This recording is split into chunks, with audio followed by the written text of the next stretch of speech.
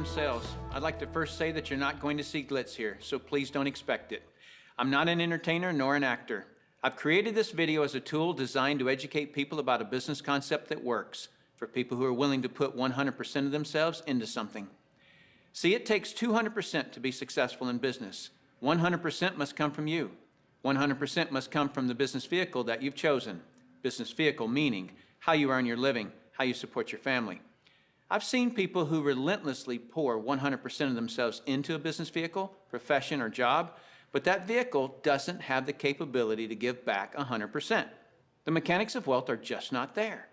But no one has ever fully explained to you why it doesn't work and why it's a waste of your valuable time if your goal is financial success. This video is for the person who is willing to put in their 100%. They're only lacking the right business vehicle, the explanation of why it's right, and the evidence that it does in fact work. Even though I say you must put in 100%, that doesn't mean that you have to work it full time. I didn't. That doesn't mean you have to sacrifice your family time, nor does it mean you have to have prior experience. I didn't. What you'll learn right here has allowed me to build a $25 million company. Now, a $25 million company has certainly been done before. However, this was done where no employees were required.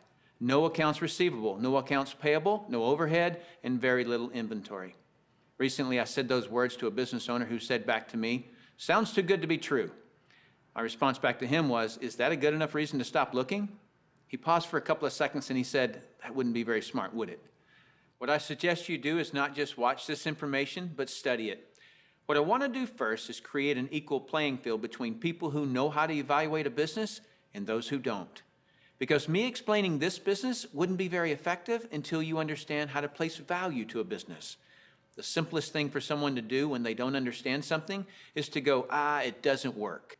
The way I'll accomplish this equal playing field is to give you 4 main principles to look for in a business.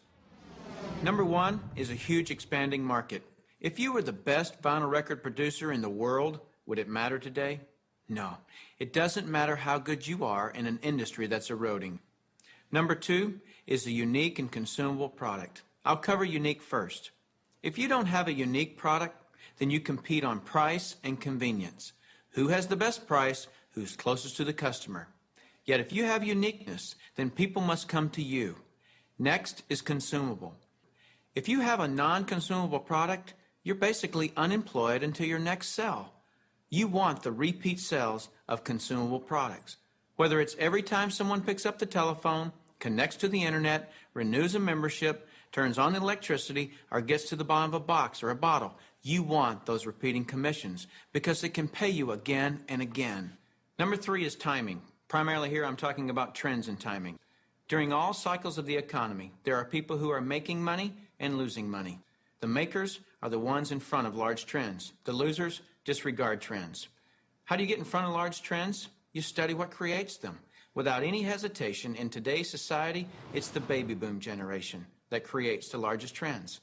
The baby boomers are a group of babies born between 1946 and 1964. There were 76 million of them born in the United States, 1 billion of them worldwide. Why is this group so talked about? They're 1/3 of the U.S. population and control 65% of all the money. I've likened the magnitude of all those babies to a basketball moving through a garden hose. They reshape every industry they go through. See, if you can predict where this basketball is going down the garden hose, you possess the ability to make fortunes. I want to give you some historical examples of the obvious buying patterns of these boomers. It started with a company called Gerber back in 1940, who were barely known. But by 1955, just 10 years after the boomers were born, they had sold 1.8 billion jars of strained baby food. As the boomers took their first steps, it was Buster Brown and Kenny Shoes. When the boomers went out to play, Mattel and Hasbro got rich providing toys to this young group. In 1957, we built more elementary schools in the U.S. in 1 year just to handle the overflow than we did in any 12-year period before or after. As the boomers went through their teens, Dairy Queen, McDonald's, Kentucky Fried Chicken became billion-dollar companies feeding the boomers. When the boomers moved through their 20s and 30s, which was in the mid-70s, what was the industry to be in? Real estate. Why? Because the boomers had heard from their parents one time too many, as long as you're living under my roof, you'll do as I say. So they wanted their own roof. which created a 15-year real estate boom. And people are still talking today about the great time frame to be in real estate. Then what happened to the real estate market in the late 80s? It began its decline. Why? The basketball had moved through the real estate industry. Another example of this is the U.S. stock market. Several years ago, I heard a stock market analyst speaking on the radio saying that he just couldn't believe the stock market had a 15-year rise. Notice the number 15 years keeps coming up. Anyone with a good understanding of the baby boomers could have seen this coming and profited from the recent stock market activity. Why does this 15-year number keep coming up? Because the baby boomers were born between 1946 and 1964. And so 18 years separates the front edge from the back edge. A very important number for you. If you look for trends on the front side of the basketball, you get the full 18 years for your products to be popular. That's the reason you study the nose of the basketball. So your business, no matter what your business is to be looking at what industries are expanding or which industries are about to expand. You shouldn't care how long you've been doing something or how long you've been in school to learn something. Are you in front of trends or not? Don't have a loyalty to something just because you've been educated in it or doing it for a long time. So looking at the current trends, we basically got 1 billion people who are in their 50s and 60s. Since that's the case, what business do you want to be in? Let's look at some obvious current and future trends. Health and looking younger are going to be tremendous trends. The boomers do not like what aging is doing to them. So products that fend off aging as well as vanity issues will continue to boom. Businesses that focus on retirement issues will do very well. The crux of it will start with the boomers having enough money to retire. Businesses that offer ways to make money will obviously flourish. Legal matters such as wills and estate planning will become large trends. Efficiencies will also grow. The television was too far away from the couch for the boomers, so they invented the remote control device. Today, they have their entire library of books and music in their cell phones. The boomers have always been enamored with technologies that make life easier. These technologies will actually create industries. For example, the computer created the need for antivirus software. The internet has created a need for identity theft protection and firewalls. But there will be many additional industries created by the computer and internet technologies. It is the computer plus the internet that made the iPod, iPad, and iPhone possible. As a side note, the baby boomers are not the only trendsetters. They are just the largest and have most of the money. As the world becomes one, the international market will play a big role, as well as the group born just after the baby boomers that are known as Generation X. But remember, the boomers control 65% of all the money. So when a bright Generation X person creates a great new product or service, they must make it simple enough that a baby boomer can understand it. Otherwise, that product will not reach mass acceptance. Those are some of the big trends. So if you want to be brilliantly compensated, you must focus on industries and companies that have positioned themselves in front of these trends. All right, let's move forward. Number 4 is leverage. I'm going to spend some time on this one because we're not really taught this in our society. We're taught to go get a good education, build a resume, and exchange our expertise for someone's dollars. The problem with that is if we're not exchanging our expertise, we're not making any dollars. So vacation time is costly. A walk around the golf course, costly. Family time, although extremely important, is costly. I'll define the word leverage as an increased means by which to attain something. One form of leverage is investing $5 million and earning 10% interest, which will yield you about 41 grand a month in income. So whether you're enjoying family time or playing golf or vacationing, you're still enjoying 41 grand a month in income. You're leveraging off your money. That's a leverage everyone would love, but very few have it. Let me explain another kind of leverage that's available to everyone, including yourself. Incidentally, if you get nothing more out of this video than a better understanding of this little simple concept I'm going to explain, you'll have gained something very valuable for watching it. Imagine, if you will, you own a company. You employ just one person, me. I work for 8 hours on Monday. You work for the same 8 hours on Monday that I do. Now listen closely. You get paid on 16 hours worth of work because you take a portion of my productivity as income back to yourself. You're leveraging off my efforts because I'm your employee. So theoretically, the more employees you have working for you, the more leverage you have. However, have you ever had employees? If you have, you know that in theory, hiring employees sounds great, but it's very difficult to reach leverage through employees. I've heard it said that if you have one employee, you have one headache. If you have 100 employees, you run an adult daycare center. And the reason being is this: no employee will ever work as hard for your company as you will, because they don't own it. Here's my rule of thumb for reaching true leverage. If there's one sentence that epitomizes the entire video, it would be this: to have true leverage, you must create a situation where everyone has the same amount to gain. Only then do you have true leverage. Let me give you an example of this type of leverage. Let's say that I'm a real estate broker and I hire an agent named Robert. Robert goes out and sells a building. Robert earns a percentage of the selling price of the building, and so do I, the broker. Why do I, the broker, earn a percentage when it was Robert who sold the building? Well, I did some of the advertising. I trained Robert. I had the initiative to go get my broker's license in the first place. I put up the risk. I did a lot of things. And so it's valid that I, as the broker, earn my money. But Robert doesn't work for me as an employee. He's an independent contractor. He just hangs his real estate license on my wall. My point here is the broker and the agent have the same amount to gain from the sale of the home. It is totally in the agent's interest to earn more money, which is a form of leverage for the broker.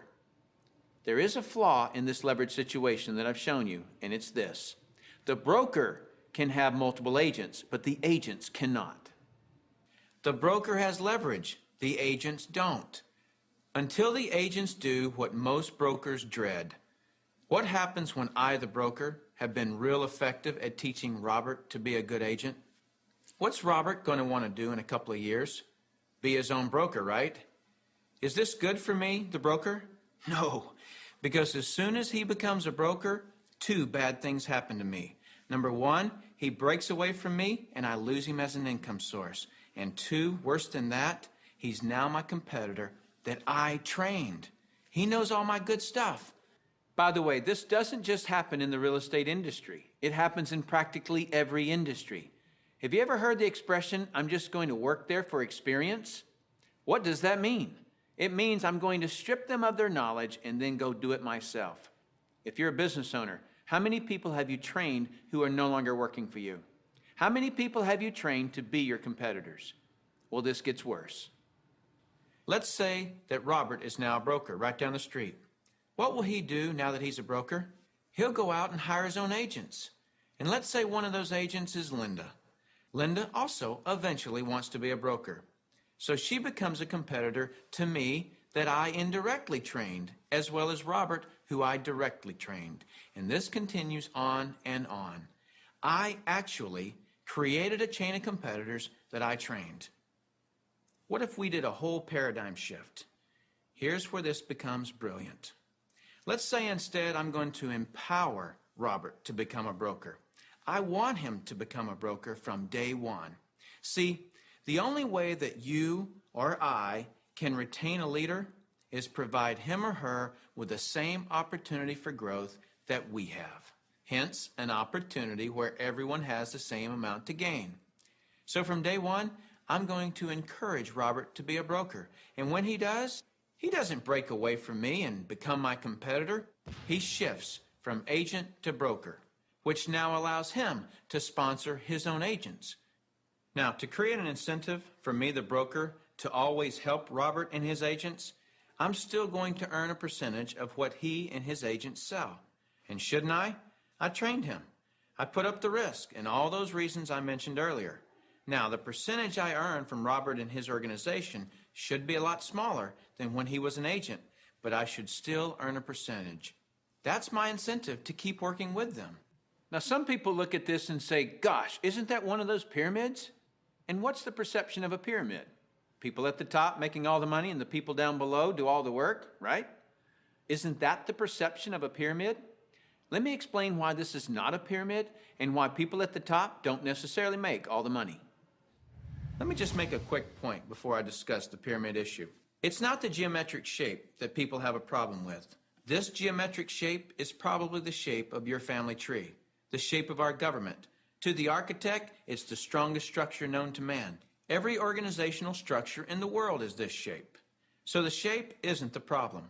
However, that perception, people at the top earn all the money, let me illustrate that for you. Here's a typical corporation. At the top, you have a CEO, which stands for Chief Executive Officer. Does the president earn more money than the CEO? Not normally. How about below the president? Do any of the vice presidents earn more money than the president? No. Let me ask this question, and I want you to really think about it. What would happen if some of the vice presidents of a corporation made more money than the president? Really, what would happen? Talk about total confusion. This whole process is called delegation. Each level of the corporation earns less income. The reason the president can tell the vice president what to do is because they make more money. So the corporate structure is people at the top making the majority of the money, and the people at the bottom do not. The CEO of any corporation earns off the productivity of, or is leveraged off of, everyone in his or her corporation. Whether that CEO personally hired every employee or someone else in the company hires them. So the CEO, and only the CEO, earns on multiple levels of his or her company. And the model that I'm suggesting as being brilliant is where you, the individual, are given that same opportunity to earn on multiple levels of brokers and agents, just as the CEO of a corporation is. From here on, I'll refer to this form of marketing as network marketing. In network marketing, you, the individual, are given the opportunity to earn off the productivity of the people in your organization, whether you personally sponsor them or someone in your organization sponsors them. Remember that I said to reach true leverage, you must create a situation where everyone has the same amount to gain. Well, that's what I just described. Here's what makes the network marketing structure the absolute fairest structure available. In most network marketing companies, everyone can earn a certain number of levels deep of the organization they build. Everyone in the company can earn that same number of levels deep, like maybe 4 levels deep or 6 levels deep. Let's say we use 4 levels. So if you build an organization to be more productive, then you would earn more money than I would, even if you were in my organization.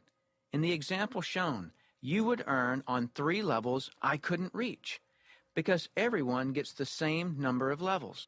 There are people in my organization right now that earn more money than I do. Do you know what I call that? Fair. Shouldn't it be that way? I mean, take any structure. Shouldn't the most productive person in that structure make the most money? Now I'd like to show you an interview that I did a few years ago with Dr. Charles King, who holds a PhD from Harvard and is a professor of marketing at the University of Illinois at Chicago, who actually teaches network marketing at the university. Dr. King, we're delighted to have you here. I'm pleased to be here, Tim. Dr. King, could you tell us a little of your education and your business background? Tim, I'm a professor of marketing at the University of Illinois at Chicago. I got my bachelor's and master's degrees from the University of Texas in Austin, spent a tour of duty with the Exxon Corporation, and then returned to get my doctorate in business administration from Harvard University. More important to this discussion, over the last 6 years, I've been involved in doing research, teaching, and consulting in network marketing. So coming from such a conservative school, and I know you a little bit, and I know you to be very conservative, what caused you to look at network marketing to begin with? In 1990, we had a major economic recession in the United States. The Midwest and Chicago particularly were very badly hit. As a result, the interviewers stopped coming to campus. We were graduating hundreds of students a semester, and they weren't getting jobs. Our alumni were coming back to us, losing their jobs, looking for help, and we had nothing to offer them. Now, I started looking, because of my background in business consulting, at alternative career paths. I went out and I looked at starting your own business, at home-based businesses. I looked at franchising. I looked at direct selling. And in the direct selling arena, I backed into network marketing. Now, I was very cynical, skeptical. Tim, I was negative about network marketing. They don't teach network marketing at the Harvard Business School, and I didn't know much about it. The end result was one of my students who was on the team asked me, "Why are you so negative about network marketing?" I looked at that young man and I said, "Son, I know enough to know I don't want to know any more." That student looked at me and he said, "Professor, if I gave you that answer to that question with no more information than you have, you would give me an F." I turned to him and I said, "Son, you're absolutely right. I have no basis for that conclusion. You just made an A." As a result, we went to the library, we went to meetings, and for the next 6 months, we did due diligence on the network marketing industry. I visited the top companies, I talked to network marketing leaders, I became an evangelist. In 1990-91, we started teaching network marketing in the marketing curriculum at the university. Suppose you run across the super skeptic. What advice do you have for them? Tim, I would recommend they do precisely what I did. I was a super skeptic. I did my due diligence, I investigated the industry, and I drew my own conclusions. I strongly recommend that you do your due diligence and then begin to define precisely what role you want to play in the network marketing industry. Set realistic expectations. If there's a single cause for failure in this industry, it's the get-rich-quick syndrome, thinking that you can come into the industry and make enormous sums of money with no work. I argue, by contrast, that if you set realistic expectations, you develop a plan of action to guide your business development, you can be successful. And that's coming from a Harvard Business School graduate who was a true skeptic, but through due diligence, he learned the truth. Warren Buffett owns a network marketing company. If you don't know who he is, he's typically listed in the top 5 richest people in the world. He created his wealth by investing in and buying the highest quality companies. Why do you think Microsoft or AT&T, Gillette, Colgate, Citibank, IBM, Toyota, Xerox, Texas Instruments, General Motors, General Electric, AOL, Oracle, Sun Microsystems, Coca-Cola, and many others distribute some or all of their products and services through network marketing? They use this method to distribute products because network marketing is a very efficient model to distribute products and services. These large corporations are firm testimony to the industry's success and credibility. This confirms what Professor King was saying about that the industry has come of age and is now a true profession. The reason so many people are coming into network marketing is because people want control of their life. They want a quality of life, and network marketing truly offers that. I hear people all the time complaining that they are too busy or don't have enough time. People act as though time owns them instead of them owning time. Have you ever noticed that there are people who, with 24 hours, earn $10,000 a year? And there are people in the same 24 hours who earn $10 million a year? Let me explain the difference. I've heard people say this phrase: "It's easier to just do it myself than try to get other people to do it." Whenever I hear that phrase, I know that person just nailed their feet to the floor. All they can do is expend their time, not invest their time. Here's a secret.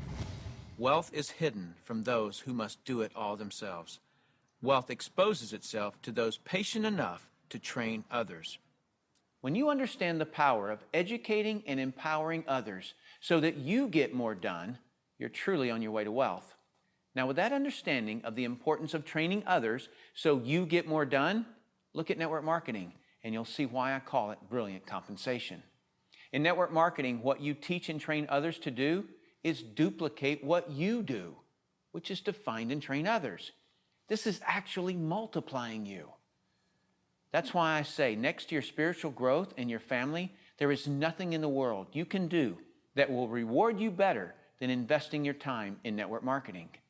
I'd like to cover one last thing in closing, which I feel is one of the most important points for you to fully understand the value of network marketing. Let me illustrate something to you that is so profound. What's the maximum number of hours you could work in a day? 24 hours, right? So if you didn't sleep all day, you could work 24 straight hours. What if you didn't sleep for a whole year? You could actually work 8,760 hours in 1 year. But that's the maximum number of hours you could work in a year. I have 56,000 people in my organization worldwide. Well, let's suppose that all 56,000 people work just 1 hour out of a year. 56,000 people times 1 hour each equals 56,000 hours of work that I'm being paid on.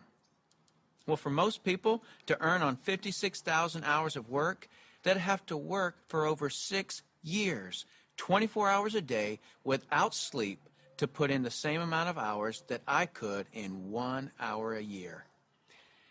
Let me throw in something really ridiculous. Suppose all my 56,000 people worked 1 8-hour day in a year. 56,000 people times 8 hours is 448,000 hours I'm being paid on. Well, it would take most people working over 51 years, 24 hours a day, to do what I could do in 8 hours a year. 8 hours in 1 year versus 51 years working 24 hours a day? Doesn't seem fair, does it? It's definitely not fair.